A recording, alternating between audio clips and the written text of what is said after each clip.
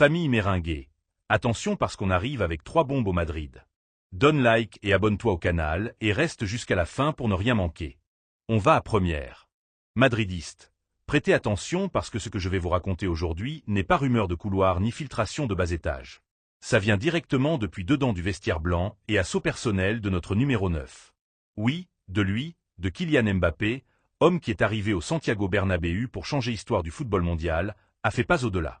Ne joue plus seulement, ne marque plus seulement but, maintenant construit aussi équipe. Et non qu'il a mis sur table de Florentino Pérez est un qui va faire vibrer toute affection méringuée. Michael Lawless. Le connaissez parce que si vous ne le connaissez pas, vaut mieux vous mettre à jour parce qu'on parle du meilleur ailier de la planète dans ce moment. Ce n'est pas exagération. Est statistique pure, est football de vérité, mais attendez, ne partez pas encore parce qu'histoire a nuance, à obstacle, à drame et c'est exactement ce qu'on va décomposer aujourd'hui ici dans Madridista. Restez parce que ça devient bon. Qu'est-ce qui s'est passé exactement? Mbappé, qui n'est aucun naïf ni aucun nouveau venu au monde du football d'élite, a identifié Olise comme maillon qui manque au Real Madrid pour conformer attaque qu'aucune équipe du monde ne peut arrêter. Et est allé au-delà, est allé direct à direction sportive et a dit quelque chose comme « Je veux ce garçon ici ». Ce niveau d'influence est nouveau dans Vestiaire Blanc. Ce niveau de leadership est exactement ce dont club avait besoin. Et ici vient première question que je vous fais, parce que dans Madridista on aime que vous soyez partie de ça. Vous pensez que Mbappé a raison? Michael Olise serait renfort idéal pour Real Madrid? Laissez-moi votre opinion maintenant dans commentaire que après je vous raconte plus. Maintenant, qui est Michael Olise et pourquoi Kylian le veut à ses côtés?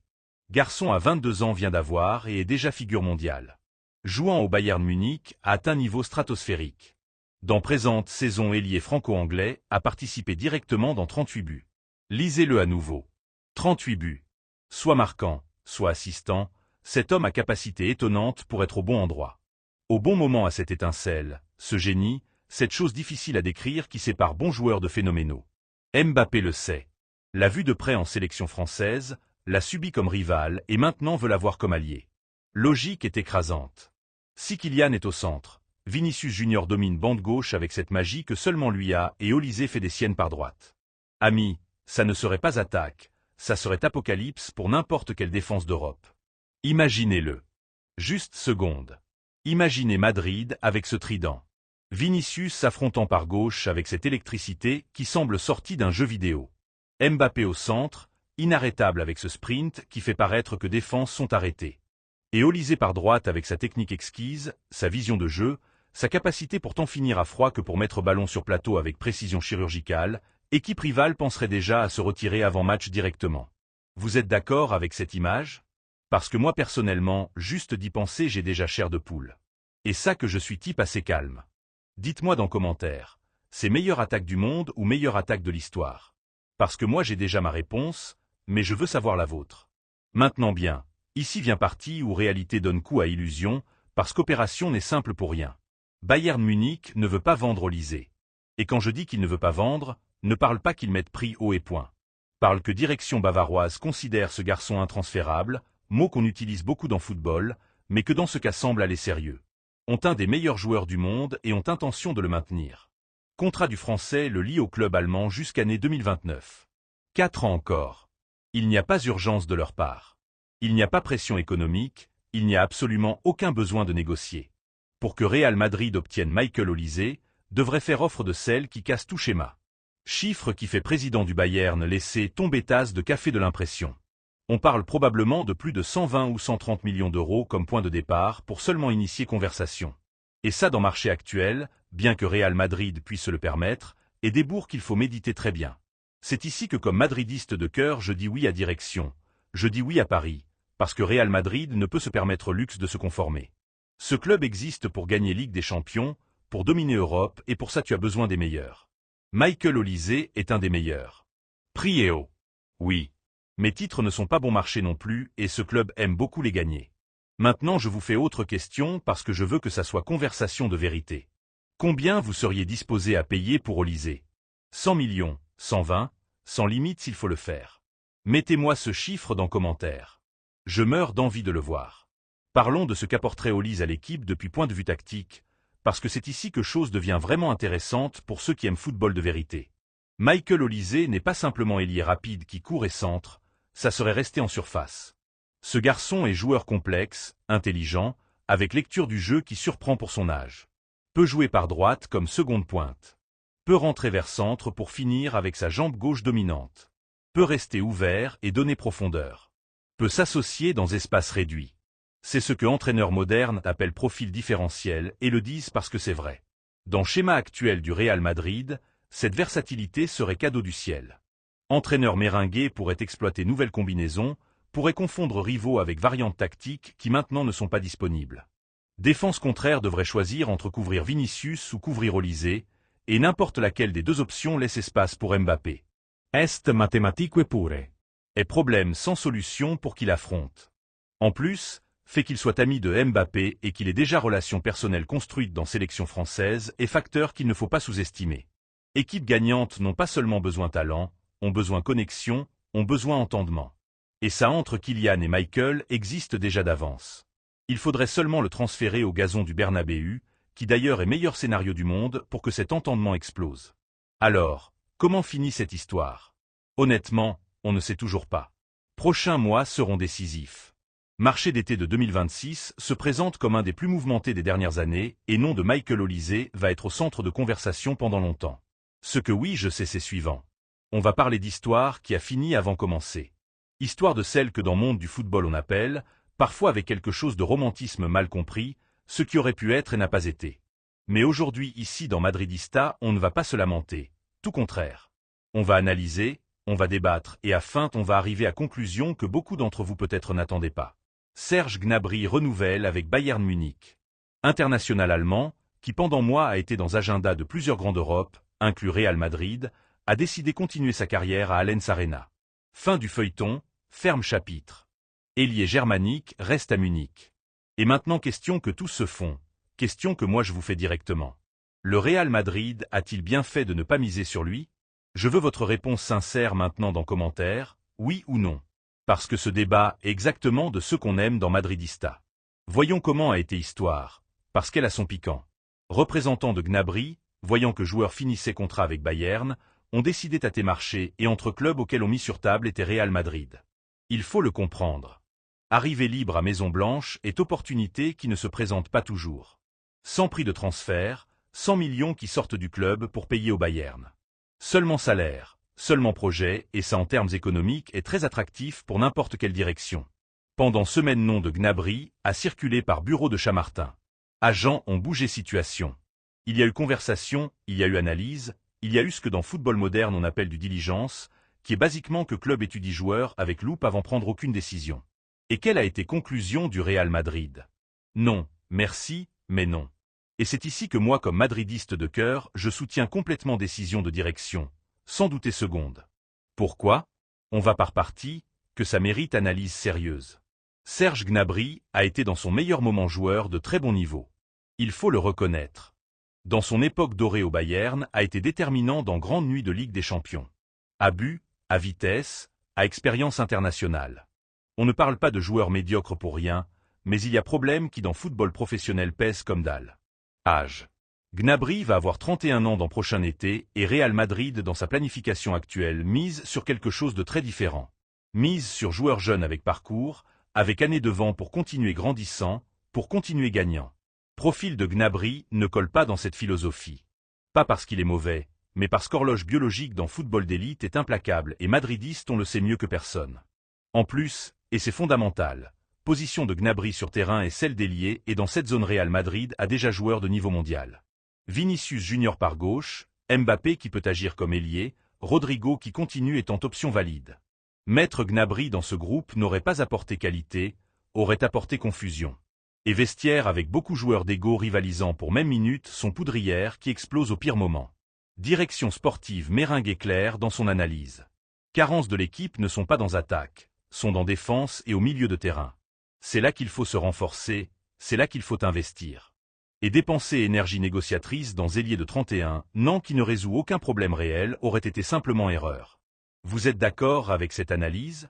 Dites-moi dans commentaire parce que je veux savoir si supporters voient même chose que voit direction ou s'il y a partie d'entre vous qui aurait donné oui à Gnabry de toute façon. Maintenant parlons de Gnabry depuis autre côté, parce que c'est aussi juste comprendre ce qui s'est passé par tête du joueur. Ailier allemand s'est trouvé dans carrefour intéressant. D'un côté, Real Madrid, club le plus grand du monde. Scénario définitif pour n'importe quel footballeur qui veuille mettre touche finale à sa carrière. Ça pèse beaucoup. N'importe quel joueur qui dit que Bernabéu ne l'attire pas ou n'aime pas football. Mais de l'autre côté était réalité. Et réalité était que Real Madrid ne lui avait pas fait offre ferme. Ne lui avait pas dit « On te veut. Viens ici, tu es notre homme ». Il y a eu conversation, oui. Il y a eu sondage, oui. Mais ça ce n'est pas même chose que Paris réel et décidé pour joueur. Gnabry a sulle lire. Quand club le plus grand du monde te sonde mais ne te lance pas bras, signal est assez clair. Tu n'es pas priorité. En revanche, Bayern oui lui a fait offre concrète, amélioration salariale importante, contrat pour plusieurs saisons, projet compétitif où lui continue étant pièce pertinente du vestiaire, où il se sent important, soutenu, valorisé. Et ça pour footballeur de 31 ans qui veut continuer étant protagoniste vaut tant plus que glamour d'un changement d'air. Décision de Gnabry à logique, beaucoup logique. Aller au Madrid sans pari ferme du club avec risque de rester dans ombre de Vinicius Mbappé, rivalisant pour minutes dans position saturée, n'aurait pas été saut vers avant, aurait été saut au vide. Et alors, que nous laisse tout ça? Nous laisse le son que football répète une et autre fois. Real Madrid va seulement pour meilleur et quand ne va passer parce qu'il sait exactement ce qu'il fait. Direction Merengue a démontré ces dernières années que ses décisions, bien que parfois soient difficiles à comprendre dans moments, ont habituellement logique impeccable à long terme. Ne pas aller pour Gnabry n'est pas échec, est intelligence sportive. Et savoir que argent qu'on ne dépense pas dans joueur qui ne résout pas tes problèmes peut se garder pour joueur qui oui les résout. Et dans marché d'été qui arrive, Real Madrid va avoir besoin de toutes ses ressources disponibles pour opérations qui importent vraiment. Gnabry reste au Bayern. Real Madrid continue regardant vers avant et nous madridistes continuons confiants que direction à carte claire de où va cette équipe. Parce qu'histoire de ce club démontre une et autre fois que destin finit toujours étant même. En haut, toujours en haut. Et ça, amis, est ce qui nous différencie du reste. Cette exigence, cette ambition, cette incapacité de se conformer avec ce qui est simplement disponible quand ce qu'on veut est meilleur qui existe. Alors applaudissements pour direction pour cette décision, applaudissements pour tête froide. Et maintenant à attendre voir quelle pièce bouge dans prochain marché, parce qu'au Real Madrid spectacle ne finit jamais. Si cette nouvelle vous a semblé intéressante, si débat vous a allumé, cliquez sur bouton like maintenant. Abonnez-vous au canal si vous ne l'avez toujours pas fait, parce que dans Madridista on ne se repose pas. Nouvelle arrive toujours et ne voulez manquer aucune. Et laissez-moi votre commentaire. Vous approuviez recrutement de Gnabry ou êtes d'accord avec Real Madrid? Je veux lire chaque réponse. Silence. Tous en silence moment. Parce que ce que je vais vous raconter maintenant est de ces nouvelles qui font que cœur madridiste bat peu plus vite, de celles qui font que groupe WhatsApp des amis explose de messages en question de minutes, de celles qui commencent comme rumeurs et finissent en couverture de tous journaux sportifs du continent. Bradley Barcola, c'est non. Et Real Madrid veut Bradley Barcola. Vous saviez que ça allait arriver? Parce que moi honnêtement je le voyais venir. Et maintenant, pendant que je vous raconte ça, j'ai envie de me lever du siège. Parce que si cette opération va avant, on parle d'un des recrutements de l'année. Du recrutement de l'année, sans discussion. Mais on va par partie parce que ça a plusieurs couches et toutes sont également passionnantes. Restez jusqu'à fin parce qu'il y a des détails dans cette histoire que je n'ai toujours pas raconté et qui changent tout. Tout. Primo, qui est Bradley Barcola et pourquoi tout le monde le veut? Avec 23 ans, ce garçon français est possiblement joueur le plus en forme et plus convoité du marché européen dans ce moment. Joue au Paris Saint-Germain, vient d'Olympique Lyon et a qualité qui saute aux yeux depuis première minute que tu le vois avec ballon au pied. Vitesse, débordement, but, association, package complet. Et en plus chiffres dans statistiques avancées qui coupent souffle, 7e en passe attendu de toute Europe. Ça ce n'est pas hasard. C'est talent, travail et intelligence tactique que peu joueurs de son âge possèdent. Problème est qu'au Paris Saint-Germain, malgré toutes ses qualités, Barcola n'a pas garanti titularité absolue. Compétence interne dans club parisien et féroce. Luis Enrique a joueur de niveau mondial dans chaque position et quand effectif est au complet, Barcola parfois reste sur banc et ça pour joueur avec son ambition et sa qualité et torture. Dites-moi dans commentaire, vous comprenez frustration de Barcola? Vous étant ce joueur, voudriez aussi sortir chercher plus protagonisme? Parce que réponse me semble évidente, mais je veux vous écouter. Maintenant vient partie que personne n'attendait. Ou peut-être certains oui, parce que ceux qui suivent marché avec attention voyaient déjà certains signaux. Arsenal et Liverpool étaient dans lutte pour Barcola. Deux des clubs les plus grands d'Angleterre regardaient vers Paris avec yeux très ouverts. Arsenal parce qu'il voulait compléter son attaque à côté de figures comme Bukayo Saka et Victor Gyökeres. Liverpool parce qu'avec départ de Mohamed, Salah s'ouvre vide immense qui a besoin d'être rempli avec quelqu'un de spécial. Et Barcola collait parfaitement dans plan des deux. Semblait duel anglais. Semblait qu'histoire de Barcola allait finir en Premier League, mais alors est apparu Real Madrid et quand Real Madrid apparaît dans marché, règle du jeu change. Ici vient donner qui change tout, détail que je vous ai promis au début et que maintenant oui je vais vous raconter. Bradley Barcola est ami personnel de Kylian Mbappé. Ce n'est pas relation de coéquipier de sélection qui se salue dans concentration et peu plus. Est amitié réelle construite pendant années de celles qui se maintiennent hors du football. Mbappé, que comme je vous ai déjà raconté dans Première Nouvelle d'aujourd'hui, commence à avoir influence réelle dans planification sportive du Real Madrid. Porte en sachant que son ami veut porter maillot blanc. Oui, comme vous l'écoutez, Bradley Barcola a exprimé dans multiples occasions son désir de jouer au Real Madrid. Bernabéu l'appelle, projet blanc le séduit et avec son ami Kylian déjà installé à Madrid, tentation est presque irrésistible. Commencez à comprendre pourquoi c'est si grand, parce qu'on ne parle pas seulement de recrutement, on parle de joueur qui veut venir, qui a meilleur ambassadeur possible dans vestiaire et dont club d'origine pourrait être disposé à négocier si arrive offre correcte. Mais il y a plus, parce qu'au Real Madrid, quand on fait opération grande, parfois on met pièces en mouvement qui vont au-delà du simple paiement d'un transfert. Et dans ce cas, il y a pièces très concrètes qui entrent dans tableau. Rodrigo Goes, brésilien, joueur qui est arrivé au Madrid avec beaucoup d'attentes et qui étant honnête n'a pas fini se consolider comme titulaire indiscutable dans le schéma actuel. Rodrigo a qualité, personne ne le discute, mais dans avant où sont Mbappé, Vinicius Junior et potentiellement plusieurs renforts plus, son espace se réduit saison après saison. Et ici est bombe dans bombe. Il y a conversation sur possibilité que Rodrigo Goes soit inclus dans opération d'échange avec Paris Saint-Germain pour faciliter l'arrivée de Barcola. Brésilien irait au club parisien, Français viendrait au Bernabéu. Opération qui si se ferme serait un des échanges les plus retentissants dans le football européen des dernières années. Maintenant oui, arrêtez tout. Vous êtes en faveur ou contre ce possible échange? Parce que ça divise. Il y a madridistes qui sentent affection pour Rodrigo et qui vont défendre sa continuité. Et il y a autres qui diront que s'il faut le bouger pour amener Barcola, qu'on le fasse sans douter. De quel côté êtes-vous? Je veux lire ce débat dans commentaires maintenant. N'attendez pas fin de vidéo. Analysons ce qu'apporterait Barcola au Real Madrid parce qu'il le mérite. Primo. Vitesse. Ce garçon a premier pas explosif que très peu joueurs en Europe peuvent égaler. Dans maîtres initiaux, dans cette accélération initiale qui décide si défense arrive ou n'arrive pas au ballon, Barcola est dévastateur. Ça, combiné avec vitesse de Vinicius par gauche et de Mbappé par centre, ferait du Real Madrid équipe la plus rapide en transition de tout continent. Secondo. Versatilité. Peut jouer par les deux bandes, peut agir comme seconde pointe, peut s'associer dans espaces réduits. Liberté tactique qu'il donnerait à entraîneur est énorme, parce qu'en fonction du rival et du moment du match, pourrait s'adapter à différents rôles sans perdre effectivité. Tertio, et c'est très important, facteur psychologique. Joueur qui arrive à équipe voulant être là, avec motivation de démontrer qu'il méritait ce niveau, avec fin de celui qui a attendu son opportunité, rend de manière différente de celui qui arrive par inertie ou par argent. Pièces sont à leur place. Manque seulement que direction fasse pas définitif, et moi je confie qu'ils vont le donner parce que ce club a odorat pour grandes opérations. Parce que Florentino Pérez a démontré une et autre fois que quand il faut aller pour meilleur va sans peur. Sans doute. Cette histoire qui doit finir bien, madridiste, celle que tous on veut qu'elle finisse bien. Si vous êtes arrivé jusqu'ici, vous devez donner like à cette vidéo maintenant, parce que vous l'avez gagnée et nous aussi on l'a gagnée en vous apportant cette information. Abonnez-vous au canal si vous ne l'avez toujours pas fait.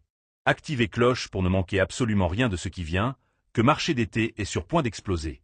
Laissez votre commentaire ici en bas. Vous voulez Barcola au Real Madrid? Vous seriez d'accord avec échange de Rodrigo?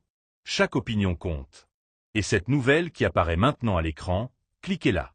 Est très bonne aussi et vous ne pouvez pas la manquer. On se voit dans Madridista.